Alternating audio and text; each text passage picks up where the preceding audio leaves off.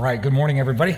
My name is Brad. I'm one of the pastors here at Copper Hills, and I'm glad to welcome you. I'm glad to welcome you at home, church family that's joining us online, wherever you are. There's been a little, I don't know if you know this or not, there's been a little bit of COVID going around. And we have lots of folks that are staying home right now because they're recovering from that. And so we wish you well. If that's your story, we wish you well with that. I want to get to Esther in just a second, but quick comment about the video that you saw. As Butch mentioned, we're starting Financial Peace University this Wednesday here on campus, and I really encourage you to think about being part of that. We've done it 3 or 4 times, and Dennis, who runs this for us, was just telling me this last week that of all the people that have been part of it, they have collectively been able to reduce their indebtedness by $500,000. Now, why is that a big deal? Because it gives you freedom. It gives you freedom to make some choices about where your funds go. I don't think the object is to have a large net worth or to be a millionaire like the video says. That is not the object. But when you don't owe, you have freedom. And so you might be looking at your family finances this year and go, I don't want to end the year like we started the year. Could I just encourage you to consider being part of that and seeing whether there might be a principle or two in there that just might be helpful to bring some freedom to you. You can register on our website for that. Then secondly, I invite you to stick around. You can go to the next service as well if you would like to, for sure. But why would I ask you to do that? Because at 12:45 today, we're going to do an information meeting related to 2 spiritual experiences we would love for you, if you could, participate in. The first one is a cruise to Turkey and Greece to visit the cities where Paul, the Apostle Paul, started new churches. And that's coming up in September, and we'd love to give you some information that you might consider. And then the Israel trip that we've talked about repeatedly and got canceled a couple of times, we're going to give it a shot again this December. And if you're interested in that, get some information. 12:45 in the mini auditorium. We hope you can join us for that. All right, Esther. This is an amazing story of a young woman who has to make a really critical decision in her life. It's got me thinking recently about how we make our decisions. Does the fact that you and I are followers of Jesus, does that in any way impact how we make decisions, or better yet, the grid through which we make decisions? At what point does God become part of the decision-making process? Is it early on that everything we bring to Him and say, God, what would you want me to do? How should I handle it? What's next? Or is it at a point where we try it ourselves, maybe it doesn't go the way we want it, and we go, oh, I made a mess of something, God help me. Or maybe there's places I get to a place of desperation, and then I include Him in it. Where, just for you, at what point does God become part of the decision-making process? Or does He? How does that all work? Well, this is a story of a young woman who faces a really difficult decision. Now, not all of our decisions are difficult, like we'll find out that hers is. But we're also not talking about, God help me decide whether it's Coke Zero or Diet Coke. Just go ahead. Either one is going to be fine with Him. Or neither one might be better, actually. Right? We're not talking about that. I've actually met some people like that, right? That's not what we're talking about. We're also not talking about life and death decisions, though that's where we're going to see Esther. It's decisions along the way, like parents thinking through this. God, I want to get my kids involved in athletic or artistic activities, but it invades their ability to go to a student group. How do I decide which is best? Does God get involved in that decision? We talked about finances. At what point does God get involved? When you have a $5 purchase, a $50 purchase, a $500 purchase, a $5,000 purchase? At what point do we go, God, it's your stuff. We want to know what you think about this. Where does He get involved? Does He get involved when is she the one? Is he the one? Or I'm done with her and I want to get out, or I'm done with him and I want to get out, or I have a great opportunity, great business opportunity. God, I think I'm just going to go and see how this works out, or God, I don't want to go till I hear from you and what your opinion on this might be. At what point does God get involved in the decision-making process? What's the metrics through which we make these decisions? So let's go to Esther and see what her journey is. I want to take you through the story itself because I know that there are a number of folks within our church family that are not familiar with the Bible. I met a woman after the first service. She said, I grew up in a church. I did not know the story of Esther was in the Bible. So we come to the Bible with levels of understanding or familiarity. Some of you who have grown up in a church environment, you know the story very well, and there's no surprise ending to it. Oh, I wish there was a surprise ending. I wish you didn't know the decision that she faced and what decision she made, because it would, I think, capture more of the emotion of the decision she's trying to make. So what's the decision? Well, this is how the story starts. This is what happened during the time of Xerxes. Xerxes, who ruled over 127 provinces stretching from India to Kush. Kush would be North Africa.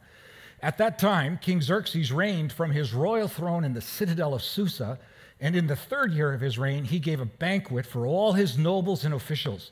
The military leaders of Persia and Media, the princes and the nobles of the provinces were present. Now, that doesn't give you context or the history of how this all fits into the course of history and why is it in the Bible, because God's not actually mentioned in it. He's inferred in it, but not mentioned in it. Well, here's the context of how it fits into God's story and the story of his chosen people, the Israelites. But I need to take you back 200 years prior to this, where the nation of Israel is a unified nation, but they start to drift away from God, and that creates a vulnerability for them, and they have a civil war, and the nation is split into two. The northern kingdom of Israel, the southern kingdom of Judah. As I said, it makes them vulnerable. Well, but 200 years prior to our story, the king of Assyria sweeps into the northern kingdom, defeats Israel, and takes all the people back to Assyria. Leaves a few, but takes most of the Jewish people back to Assyria. 125 years later, another superpower comes into place, the Babylonians, and they sweep into Judah, the southern kingdom, and they do the same thing. They defeat the nation, take the majority of Jews off to Babylonia. You can read these stories in the Old Testament. So now you have most of the Jewish population not in the promised land that God had given them, but dispersed under foreign powers and rulers. Well, superpowers come and go, don't they? Might be a reminder to us as a country. And a new superpower takes over from the Babylonians, and it's the Persians that take over under Cyrus the Great. Well, he's an autocratic leader, but he has this idea that each religion and each ethnic group should have their own identity and their ability to express themselves. So he allows some of the Jewish people to go back to their homeland. And that's where they begin to settle. This story takes place in that era where some of the Jews have gone back home, but there's a large remnant still in the Persian Empire. Their capital city is Susa, and that's where most of this story takes place.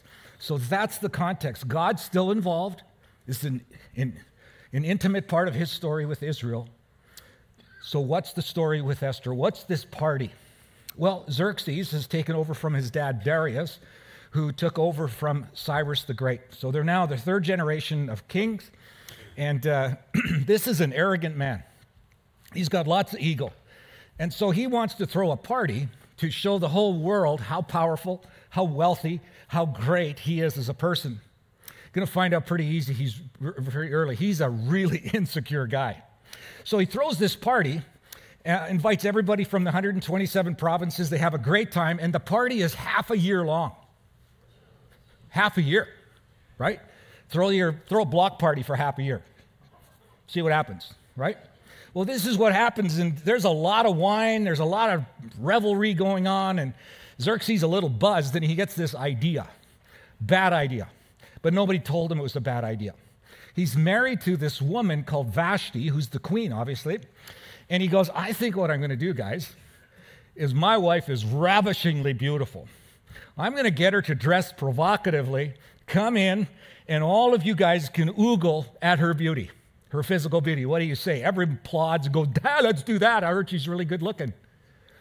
And this is what he does.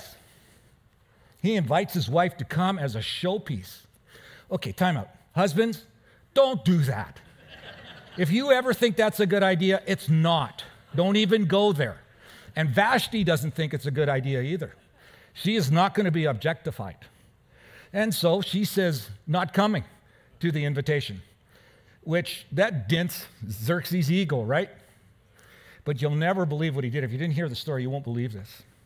That incident causes him to divorce Vashti. Can you believe that? That's a crazy thing. But it gets worse than that. He decides he's going to write a law that Vashti can no longer at any point in her life come into his presence, which I guess that maybe makes sense. The second half of the law didn't make sense. This guy thinks it's right to send a note throughout his kingdom to all the guys in the kingdom saying, your wives will submit to you now. They will respect you and they will honor you. All you guys go home and tell her that. That's not a good idea. That's just stupid. Like, in every way, that's stupid. But this is what he does. But as you can expect, it doesn't go well for him. After that all takes place, he comes to a place, obviously, it appears that he is a little lonely for Vashti and her affection. This is how chapter 2 starts. Later, when King Xerxes' fury had subsided, he's got a bit of an anger issue, he remembered Vashti and what she had done and what he had decreed about her. And his assistant must have been in the room at the time where he's kind of mulling this over, sees him a little depressed maybe, a little down in the dumps, and he says, hey, King Xerxes, I got an idea. Why don't you just send a note to all of the 127 provinces, get them to send their most beautiful young females here to Susa, and you can have this kind of contest where over the course of time, these women are brought here and they get the platinum level spa treatment, so they're at their very finest. And then every night you can sleep with another one of them. And he thinks it's a good idea. Like, stop and think about that for a little bit. How can you treat a human being like that? How can you treat a woman like that? But this is what he does. Do you ever wonder where ABC got the idea for The Bachelor from? That's stupid like that. Like, that's really not. That's what they do, right? It's the same thing. A bunch of women come together in Hollywood, and one bachelor gets to pick the one. That's broken. It really is. And this is what he decides to do, okay? And so he invites these people there, and then we get introduced to Esther. This is how it happens. Now, there was in the citadel of Susa a Jew of the tribe of Benjamin named Mordecai, son of Jair, son of Shimei, son of Kish, who had been carried into exile. Remember, I mentioned that, from Jerusalem by Nebuchadnezzar, king of Babylon, among those taken captive by Jehoiakim, king of Judah. So remember that whole transition. This is what happens next. So Mordecai had a cousin named Hadassah, whom he had brought up because she had neither father nor mother. So someplace along the way, Hadassah has lost her parents. This young woman, who was also known as Esther, had a lovely figure and was beautiful. Nothing about her character, nothing about her personality, nothing about how wonderful she is as a person. She just has a lovely character, lovely figure, and was beautiful. Mordecai had taken her as his own daughter, and when her father and mother died. And so the edict goes out. Guess who's picked from Susa? Esther's picked from Susa. So she's one of the 127 or more. Some estimates are that they were maybe up to 400 women that were brought in. And Esther meets the favor of Xerxes in a very unique way. I don't know if he falls in love with her or she's just his favorite. Whatever it is, he invites her in to the harem, and after his night with her, he invites her back, and ultimately decides that she's the one, and she gets the final rose. And if you watch The Bachelor, you know what that means. I've never watched it, but I did my research. And she's the winner. Or is she the winner? I don't know, but this is who she becomes. And if that's where the story ended, it would really be we love these stories. You know, pauper to princess, we like that. But the story goes on, and it goes south. And this is where her dilemma is going to come in. So there are two factors that happen in the days ahead. And one of them is that Mordecai, her dad, I guess you could say, who is out front of the palace watching what happens to Esther, because I don't think he was in favor of this. I don't think he liked his adopted daughter being objectified in this way. In fact, this is what you see him doing. I think Esther had not revealed her nationality and family background when she was selected, because Mordecai had forbidden her to do so, because she's Jewish. And the Jews were the slaves. They were subservient to the Medes and the Persians, and it was a great risk for her to tell anybody who she was or what her ethnicity was. Every day, that's Mordecai, walked back and forth near the courtyard of the harem to find out how Esther was doing and what was happening to her. This is his daughter. I think he deeply cares for her. Well, one day, here's the first factor, while he's out there, two officials, high-ranking officials, have this conversation, and somehow Mordecai listens in on it, and they're talking about assassinating Xerxes, the serious stuff. So Mordecai goes to Esther and says, somehow you have to get that message to Xerxes. She does, however that happens, and Xerxes immediately takes care of those two. Mordecai saves Xerxes' life. Here's the second factor in this whole mix. A ne'er-do-well by the name of Haman, or Haman, however you want to pronounce it, comes to power in Persia. He's kind of a low-ranking guy, it appears, first of all, but he makes his way up the ranks to the second most powerful spot in all the nation. Now, what you need to know about Haman is that he has some family history with the Jewish people. You go back several hundred years as the Israelites are coming out of Egypt, the family group that he's a part of, called the Amalekites, are a thorn in the side of the Jewish people year after year after year. In fact, both nations try to annihilate each other. Like, that's how serious it is. Horrible atrocities happen. Evidently, it appears Haman knows the family history. And when he comes to power, he remembers that the Jewish people were taken from Israel into Persia, and now he's going to get rid of them. It's his moment. He's got the power. So he cons Xerxes into writing an edict, a law, that in 11 months from that day, every Jewish person is going to get wiped out, going to get killed, giving freedom for all the citizens in Persia to take the life of their neighbors if they're Jewish. Crazy stuff, right? Crazy stuff. Well, that is about to be exposed, and evidently Mordecai finds out about it, and he sends a note to Esther to go, Esther, you are our only hope here. There's not somebody else coming, I don't think, but Esther, you are in the courtyard, in the home, in the presence of Xerxes, who got conned to write this edict. Maybe you could go talk to him, and you could tell him, he obviously doesn't know what's going on, but talk to him, convince him that this is a no-go, don't do this. To which Esther writes back and says, Mordecai, I don't think so, Dad. Like, there's a lot on the line here for me. In the subsequent years, Mordecai, I don't know if you know this or not, but there's a law that was passed, I think probably based on what Vashti did, that nobody can come into the king's presence unless he invites them. And if you enter the king's presence without his invitation, you die if he doesn't want you there. So like Mordecai, I don't know what he's going to do. Besides, Xerxes and I haven't been intimate for 30 days, and I don't know what the status of the relationship is. This is high risk for me. You know, remember the last queen that did something he didn't like? Remember her, Vashti? Mordecai, I don't think it's a good idea. I think we should find some other way. That note comes back to Mordecai, and this is his reply. When Esther's words were reported to Mordecai, he sent back this answer. Do not think that because you are in the king's house, you alone of all the Jews will escape. For if you remain silent at this time, relief and deliverance for the Jews will rise from another place, but you and your father's family will perish. I do not think that Mordecai is threatening Esther. I don't think it's one of those passive-aggressive kind of things that we do sometime. He's going to kind of guilt her or shame her into doing something.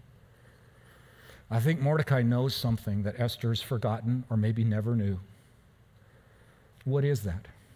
Is it that there's some coalition of nations that are ready to sweep in and protect the Jews? Is it that there's some covert operative that's going to come in and assassinate Xerxes and spare the Jewish people? What is it that Mordecai knows? He knows this.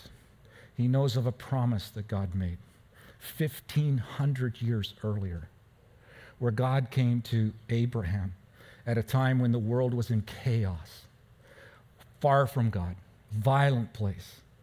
And God says, I want to love the world, and I want them to love me back. And so, Abraham, I'm going to pick you. This is a promise for the world. I'm going to bless you in such a way that the world's going to look at you and then experience the blessing from you that I give to you. And they're all going to know how wonderful and good and great and awesome and holy and perfect and kind and right and loving I am, Abraham. So you and your descendants are going to be specially cared for, providentially provided for, protected. You're going to be looked after. I promise you that. And this is what Mordecai remembers. Because he says, like, rescue's going to come from some other place, Esther.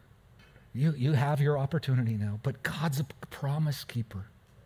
So Esther, as you make this decision about what to do, start with that. Start with God. Start with his promises. Start with his character. Start with who he is. If you don't know him, Esther, I want to show you who he is. Because remember, there's a promise. 1,500 years. He's still been faithful. He's been faithful all these years. Start with him in this decision. Now, like The Bachelor, I'm going to leave you in suspense for next week. I'm not telling you how the rest of the story ends. I'm not telling you that. You can go check, and if you're familiar with the story, you know what it is, right? My point would be this. I have been struck with the reality of maybe a late teens, early 20s woman who has a decision to make. And she either doesn't know or has forgotten. The best way to make any decision is to start with God, to ask his view, to see what he thinks, to inquire of him. Now, how do you do that? Well, the scriptures help us with that. If you've said yes to Jesus and given him the weight of your sin and he's accepted that and died for you, and we're told that he gives us his Spirit and his Spirit lives with us, there are Jesus-loving friends around. There are all kinds of ways that we can access what God thinks. But we must start with him, first of all, because he's faithful to his promises, because he's good and he's great and he's got you and me. And he wants to be involved in all of the decisions. He really does. He doesn't stand at a distance and go, you figure it out. No, he's involved. I'll give you a bit of an example I discovered again this last week. Our pastoral staff, that's 6 of us, went up to the Grand Canyon on Wednesday to have a day together, but specifically we went to the Grand Canyon to be guided by a geologist who loves Jesus to help explain to us the formation and the wonder of the Grand Canyon itself. It's pretty cool, right? I had never looked at it through the eyes of a geologist before, ever. There's a ministry and a group of people who invite people to the canyon to take people on these 4-hour tours that we took, and we're thinking about maybe this is something our church family might want to participate in. So we're kind of doing some reconnaissance on it. So we spent 4 hours going to a variety of lookout points on the south rim of the Grand Canyon. And this geologist explained to us the nature of the formation, the stratification of the rock, and the types of rocks. And it's so fascinating. It's so amazing. Well, he presents it from the point of view of saying what you see in front of you is indicative of the greatness of God. It's a testimony to who he is and how he creates. And this is how he creates. It's evidence of him and his greatness. It was interesting, the various stratifications of the rocks. Apparently, this is the only place in the world where the earth has been opened up, like it has, like a slit wide open, for you to see all of the striations of the rock all the way down. Every other place you have to core drill to get the core out. But here, God's just opened the earth up to see his creation and how he does that. Apparently, there is a layer of rock that verifies there may have been a catastrophic global water event. Yeah. You know which one I mean, right? So there we are, watching the grandeur of what he's made, hearing it, and you're just compelled to worship him for who he is and what he's made.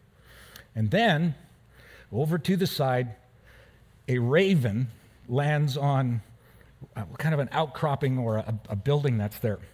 Now, here's a picture of what that kind of looks like. Okay, do you know anything about ravens? They're a horrible bird. They'll pluck your eyes out. They will. Like, if you know what crows are, they're just a larger version of a crow. They're terrible birds. They really are. They're unwanted, they're unkind, they're scavengers, they're dirty, they are invasive, they don't mind their own business, they're super aggressive. I grew up with these, right? You don't want ravens in your life, okay? Here's the amazing juxtaposition. There you have that insignificant, inconsequential, not all that attractive kind of bird against the grandeur of what God has made. Last stop that we make, we're invited to go and find a place overlooking the Grand Canyon to just sit and ponder the personality of God. Not the science that we've learned, not the information, not the creation itself, but the Creator. And so I'm sitting there, and this imagery of this raven comes to my mind. And I'm thinking, Luke chapter 12. And this is what it says. Consider the ravens. This is Jesus speaking. They do not sow or reap. Of course they don't. They scavenge. They're dirty animals. They have no storeroom or barn. Yet, God feeds them. Apparently, he doesn't think of ravens like I do. He's rather fond of them. He is. He takes care of them. And how much more valuable are you than them? Look how he cares for them. Look how he feeds them. Look how he looks after them because he cares for them. The grandeur of who he is, and then the caring for an insignificant bird. He wants to be involved in our decisions. He does. He's great. He's grand. He's bigger than you can imagine. And yet he desperately would love to be part of our decisions at the front end. Not just when we get in trouble, not just when we're desperate, but to come to him and go, God, I don't know what to do here. Don't know what to do with my money. I don't know what major to pick. I don't know if that career opportunity is good for my family. I don't know how to raise my children. I don't know if she's the one. I don't know if I should stay in or get out. God, I don't know, but you do. And I'm inviting you into this, and I'm going to wait with you, and I'm going to search the scriptures, or I'm going to ask your spirit, or talk to some trusted friends who love you, because you're part from the beginning of this decision process. Is that how you make your decisions? Is he first? He wants to be. He will not insist on it, but he will come when he's welcome. So Jesus, you who spoke about ravens in affectionate kinds of terms, because you care for, by all appearances, the most insignificant things or people about us and around us, and you do care, and you're involved and you're interested. You're grand and you're holy and you're great, you're majestic, you're beyond description. And just to think, you with your knowledge and your compassion and your awareness of the future and who we are and how we're made, that you would not be bothered, troubled by our asking what we should do and how we should move forward. Instead, you lavishly pour upon us your knowledge and your insight. Thank you for loving that way, for caring the way you do. You're a way maker for us, and we acknowledge that and invite you into the front end of our decision process. Amen.